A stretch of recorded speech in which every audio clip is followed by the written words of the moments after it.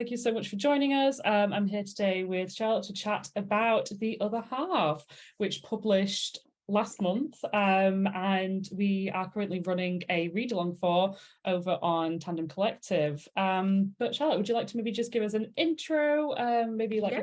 an elevator pitch of the book? That would be great. Well, I suppose the elevator pitch is it's a Agatha Christie style whodunit at the core, mixed in with a kind of bit of Made in Chelsea and a heft of satire, shall we say.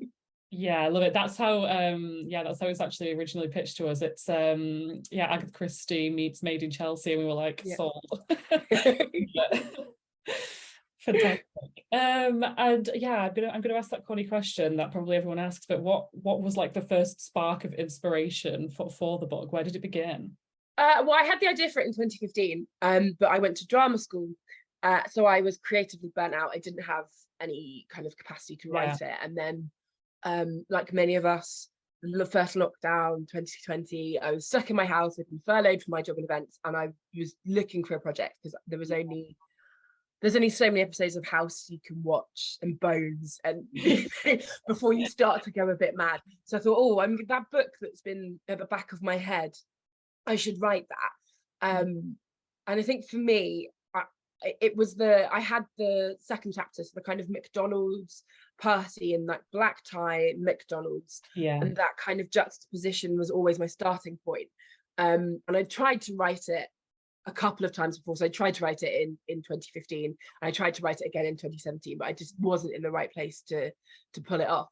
And yeah, so that for me, that juxtaposition of at McDonald's, we could be a bit snobby about it, but if you work nights, or and you want a cup of tea at 2 in.the morning, for under £1.50, it's pretty much the only place you can go that's going to be warm, and you can sit down and you can have, and burgers aren't necessarily very good for you, but it's the first time in human history that you've been able to get like that much, like a chunk of protein for such a low amount of money. And they do kind of provide a bit of a gap for people, and that kind of like, oh, isn't it funny, we're all taking the kind of piss out of working class people. I'm a millennial, sorry guys. And for me, I kind of grew up during that time when kind of like chav was a costume. Gosh, Remember that was like the Burberry, and people would like go out dressed as chavs. And I sound fairly posh, but that's just having lived in London and having gone to drama school kind of battered my accent out of me. But I'm from the Midlands. I've got a Brummie accent actually. I went to a state school. I just pass as posh sometimes. So that's where that kind of, that for me, being fascinated by the world that I grew up in versus the world that I now live in the southeast, is kind of where it came from.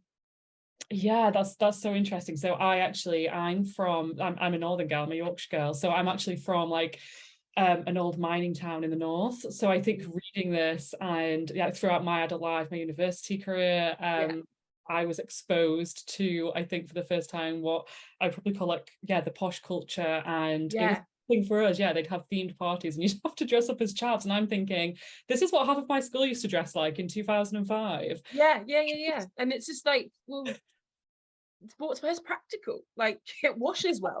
Like fundamentally, like it lasting, it's it's weird. And that kind of like that kind of social commentary, and the kind of it's it feels like it's died out a bit actually. Like I don't know if you notice, you walk around, but lots of teenagers all kind of look the same. And I don't know if that's just because the country's got more unequal over the last 12 years, so people don't want to necessarily show off the kind of the divisions in class, so everyone's walking around in their North Face.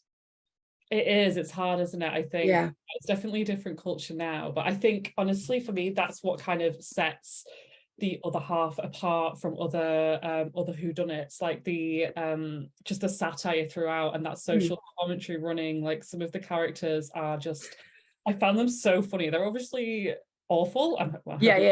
Awful, but like awful, but in that way that it was just so relatable, and it was so such a, I think, a mirroring of what we're actually seeing at the moment in terms of like class divide.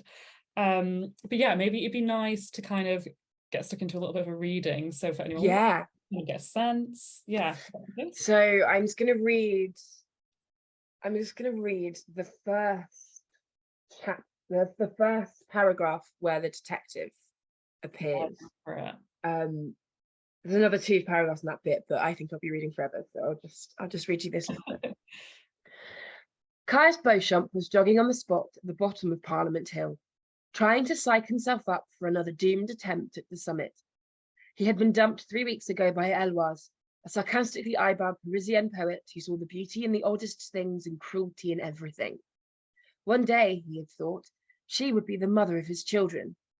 In penance for whatever flaw, whatever fault, whatever failing that had led her to desert him for some other man, a mystery that he had yet to solve, Caius had made self-improvement his raison d'etre. Some addled, lovesick part of his brain had told him that if he got his act together, then he might have a small chance of getting her back. Thus, he designed a regimen for both body and mind. He'd taken up running and YouTube yoga. He designated Tuesday as leg day. Caius was also now on first-name terms with the staff at the library around the corner from his flat, as he slogged his way through all the books that he knew he should have read but had previously been unbothered by. The next stage of his overhaul was to acquire a new level of Eurochic consumer sophistication. So far, he had bought a black polo neck jumper, this time not from Topman, but a menswear pop-up shop in Shoreditch, a new pair of glasses from a Dutch online optician, far more elegant than his usual Specsavers, a 5-kilogram tub of chocolate-flavoured protein powder from a Swedish fitness company that he couldn't pronounce, and new bed sheets from a Danish brand stocked only in Selfridges, in the sale. Some habits die hard. He'd even started going to farmers' markets on the weekend to touch up obscure varieties of organic squashes. The only squash in his upbringing had been orange. What else was a stodgy, lower middle-class English policeman with a chip on his shoulder and an estuary accent to do, other than buy his way to bourgeois refinement and back into Eloise's heart? He thought about it. He thought it could work, and he was sure that was what he wanted. Adamant. Although, when he'd gone to purchase his ticket for the Eurostar that he was catching later that afternoon, he'd forgotten his PIN for his credit card, despite it being 1234. He wondered briefly if his subconscious was trying to tell him something deeply important, but he suppressed it. His train was at 3 p.m, but first he had to conquer Parliament Hill.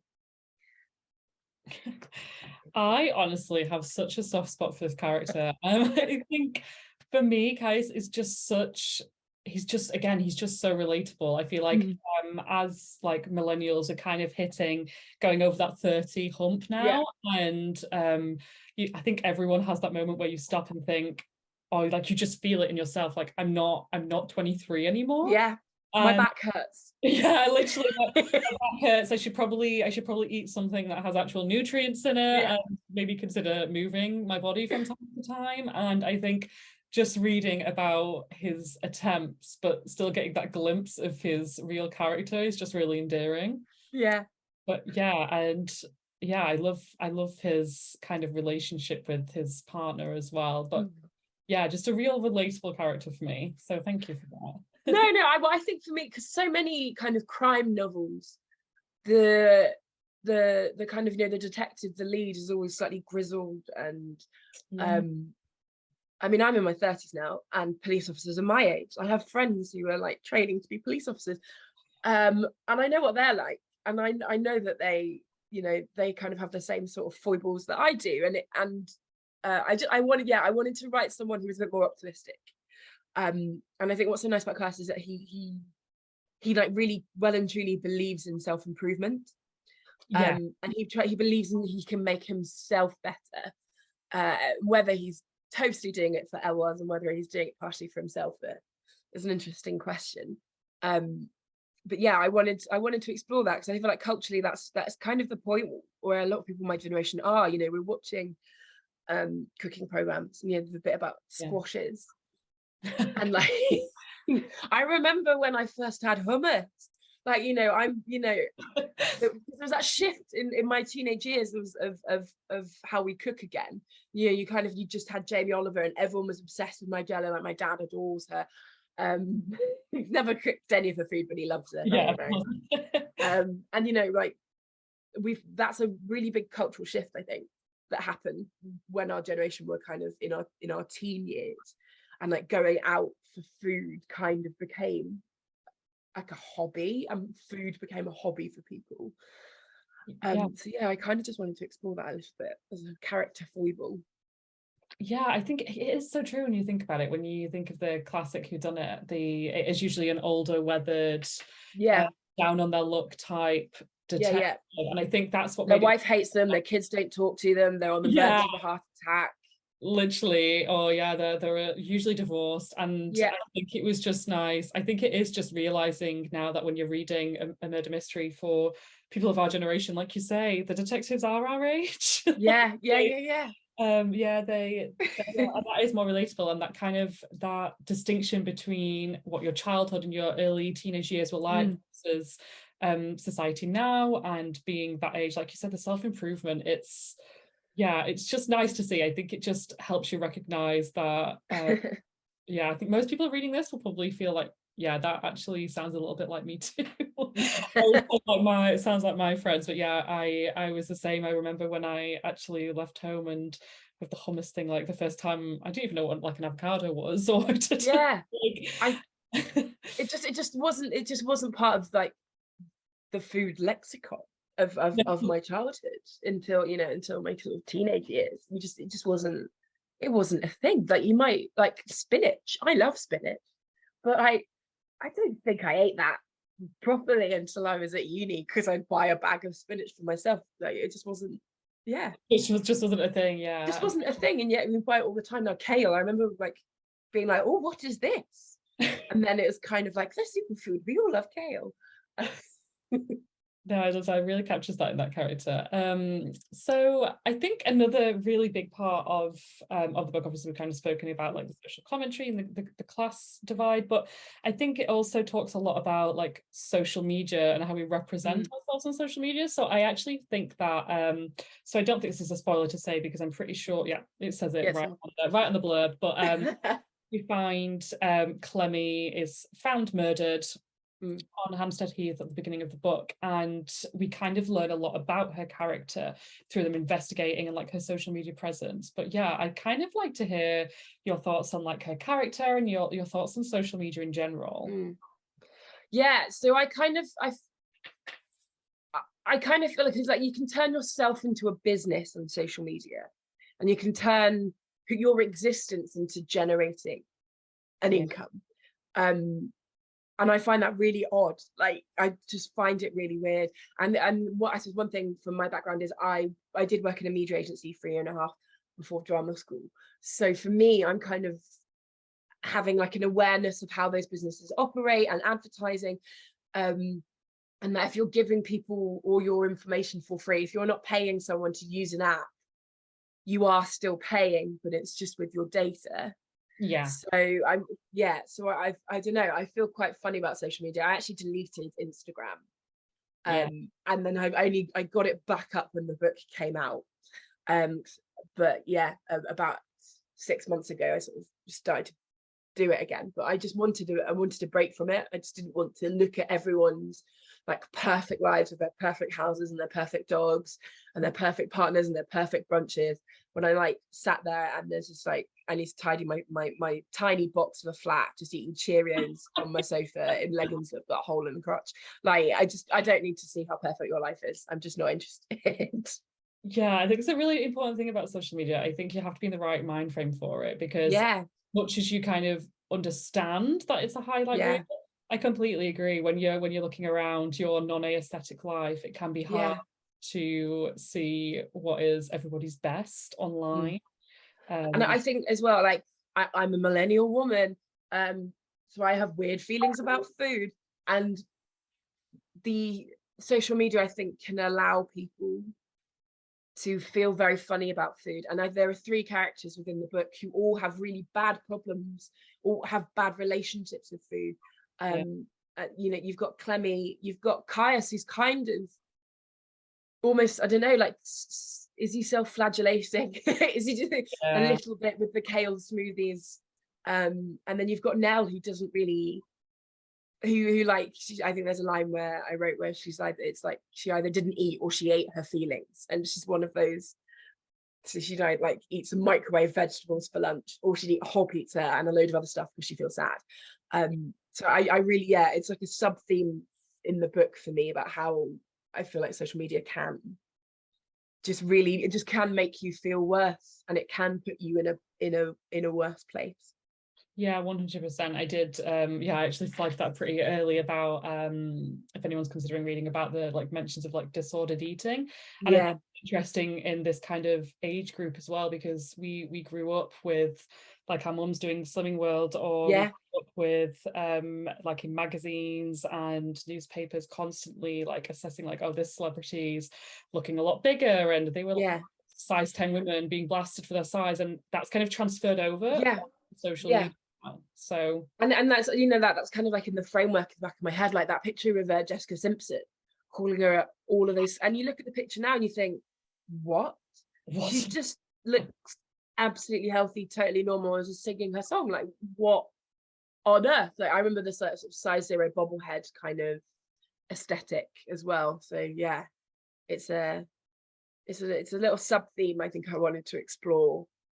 I think it's definitely a really important conversation right now. But Mm, like with Clemmy, I think at one point a question that I actually asked the read-alongers was about like I think it's Kaiser's assistant who mentioned that she thought that Clemmy was actually a lot smarter than people yeah, credit for. And I think that is really interesting, this idea that who you present yourself online is completely inauthentic to who you are in real life. So the question was, do you think that she is? Do you think that Clemmy's playing a more complicated game than we know? And obviously I don't want to give anything away, no but spoilers. yeah, no spoilers. That is kind of revealed through the book as well, and through the investigation. But I think it's so interesting.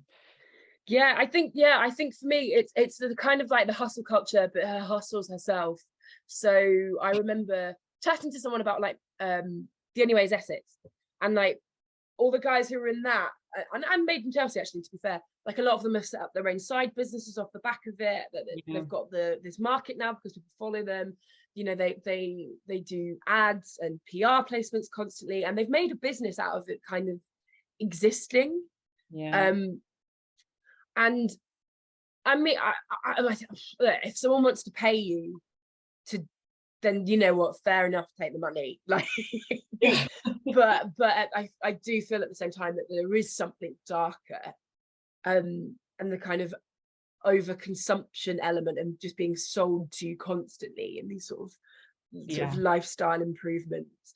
And I mean, I think Clemmy is clever. I think she's trying to build a brand around herself, but like, interestingly, because obviously a lot of people who are going to be reading this are book bloggers, and I know that, you know, all the Tandem people are very, very conscientious with their reviews, and a lot of the book bloggers who I've come across have all been absolutely fantastic and have all written really interesting points and have really engaged with the work, whereas Clemmy isn't actually doing that really. She's just kind of regurgitating a plot and showing you a pretty picture. So it's kind of like a falseness, I think, there as well. Yeah, 100%. So I'm actually going to I'm going to step back a little bit, just ask a more general question. But what readers love to know is like, what does your writing setup look like? So did you you like wrote mostly in lockdown? So what does that look like for you? So I did write it in lockdown. I wrote it at the table I'm sat now, but in a different flat. And it was that part of lockdown where you can only leave to either go to the supermarket or for a walk. So I'd walk around. I was living in a flat in Berkhamsted in the Chilterns at the time, which is a beautiful, like, kind of English town, like a chocolate box fantasy. We'd go for lovely walks around the National Trust kind of parkland, and I'd be talking about the plot to my husband, and he just like zone out. But like, generally my desk is over there. I'd show it to you, but it's atrocious because I have small children. And now it's just like, I will write where I have time, and that I just don't care with paper everywhere. But yeah, I'm quite obsessive as a writer. So I've got the idea, I've just got to get it on the page, you know. And I had nothing else to do because it was lockdown. I had no children at this point, no responsibilities other than like eating and showering once a day. So I just would wake up in the morning and I'd have breakfast and then I'd sit down and write, and then I'd have lunch and then I'd have dinner and then we'd go for a walk and then I'd come back and I'd start writing again. So yeah, weirdly, COVID gave me a room of my own. I know it was horrendous and so many people suffered, but it gave me, because I was furloughed and I didn't have to be anywhere, and I was almost trapped in the room of my own, but I got one because of it.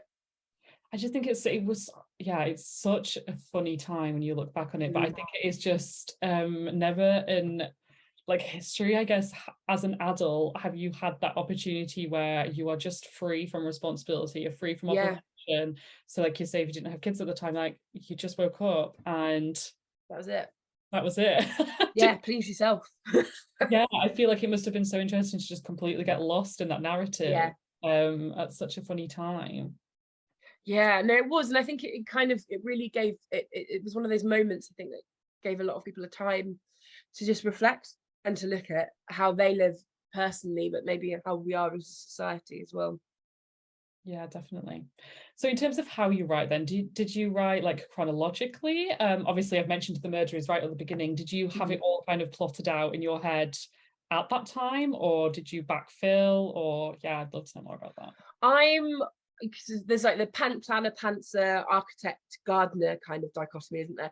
So I would say that I'm one of those writers when I partially plan, and then I just go with it. So I didn't know that the killer was going to be the killer when I started writing it. Oh, I love that. And then I just got 2/3 of the way through the draft and went, oh, it was you. Like, and I my subconscious had actually planted everything in there to make it like, oh, well, I've put in the clues. I just didn't know that I'd done that. So yeah, and I've just written book 2. It's with my editors at the moment, and I did the same thing again, where I kind of felt quite lost, and then I just sat down and wrote a plan, and then kind of stuck with it for the first 10 chapters, and then ignored it, and then just went with it again. So I think I'm somewhere in the middle between architect and gardener. It's chaos, really. Yeah, I love that. I love a bit of chaos. I just love the thought of you just writing and then suddenly being like, oh yeah, you're the murderer. I did it in book 2 as well. No, absolutely. I think because it's spontaneity is what I'd say, and that way of writing. Because I had 2 people in mind who I thought it was going to be one or the other, and I just work it out as I went, and then I think that's good though, because it makes it really unpredictable. Like I probably say that I have about a 70% success rate of guessing who like the murderer was, and in this one I did not. Like oh good, I was worried it was too obvious. No, I was like, I don't fully know where it's going. I just feel like there are so many like good suspects. Yeah. Which one? And there are people who I didn't even think were suspects. My aunt just read the book and she was like, was it these 2 people? And I was like, what? No. What do you mean? I was like, I suppose, and then someone else thought it was going to be somebody else as well. So just roll with it. Don't think too hard. I'm a fan of like word vomit. Of just put it on a page and delete as appropriate, because you can make everything better through editing, and sometimes that means actually just hitting delete. Editing is removing. Sometimes. And I tend to write dialogue. I'm an actor. I trained as an actor. I'm not anymore, thank God. I was bad at it, and it's not a nice way to live. But I trained as an actor, so I actually tend to write the dialogue for a chapter first. Obviously, dialogue is what tell you the information because they're telling each other, and then I kind of go back and put in what were they wearing, and what food did they have, and afterwards. I kind of fluff it out after. Bump up the word count. Extra 12,000 words to fight. Oh, I love that. So okay, this might be a hard question, but did you have a favorite character to write about? Rupert. Like his voice is quite clear, like distinct in my head. It's Rupert. Even though he's awful, he's really, really well and truly awful. He's the easiest one for me to write. That's it. Obviously morally awful, but from a reading perspective, and I'm sure from a writing perspective, just such an interesting character. Interesting. He just, yeah, almost comical, just in Yeah. how awful he actually was. Yeah. So I've had someone described him as like a Woodhouseian, Yeah. to begin with, and then sort of Byronic as well. I'm a massive sort of Jane Austen nut. I was one of those teenage girls that just stayed in their bedroom and read Jane Austen at 15 over and over again. And yeah, and kind of that cads and bounders sort of in the back of my head, and I love a good cad or a bounder. And yeah, he's but also because he's the most ridiculous, but he was also the clearest one I had in my head from the very beginning. Was him and Nell were two very clear people and who they were. So yeah, I'm gonna go Rupert. Yeah, I can definitely understand that. I think, yeah, another thing about him is just his complete obliviousness to reality. I think it makes for a very interesting read. Yeah, definitely a great character. He's almost like he's from a different age. Yeah. So he is Byronic. He could be from a Samuel Richardson novel. I read a really interesting book, which probably filtered in somewhere mentally, by I can't remember her name, the historian who wrote the Five, about the victims of Jack the Ripper, and I don't know where it is, but she wrote a really interesting book about prostitution in Covent Garden in the Georgian period, which they based harlots on. And for me, he is from that age, and he is because he's got that status, he's got the education, he's got the heritage of that, like a Samuel Richardson character, but he's just gone into the 21st century and he can't cope with it because he's not meant to be here. This isn't his world anymore. It's got like that aristocratic edge that just does not fit in with reality. No. And the type of person he is as well. Because to be fair, everyone I've ever met who went to Eton, I'm again state school, has always been really lovely and polite, and very nice, and very kind of just getting on with their lives in a very calm and way. So yeah, he's very much like a caricature that came up from the back of my head. Oh, I love that. I'm cautious that we're getting towards the end of our time, and I know you already briefly mentioned it, but I heard there's a second book. So already, I know you probably can't tell me much, but is it like a continuing detective series, or is it completely fresh? It's continuing. Don't worry, Caius and Amy and Matt are back. Like I said, I've just submitted it to my editor, so God knows what's going to survive, because I wrote it fairly short time space, so it could be terrible. I'm absolutely sure it isn't. Yeah, I can't. Definitely looking out for that trio anyway. But yeah, I mean, thank you so much for your time today. And yeah, we're getting some really great feedback. We've just kicked off. Lovely. But I'm sure everybody will be super excited to watch this back. So thanks so much for your time. And that's all right. Yeah. Keep tagging me. I'm loving it. Yeah, we will keep tagging. And I mean, I was going to say we'll look out for book 2, but very aware that book 1 has just come out. So just come out. Yeah. I'm not entirely sure what the timeline is, but it won't be that long between the second one coming out either. Stunning. Well, I hope you enjoy the rest of your day anyway. Thanks again. You too. Thank you so much. Bye.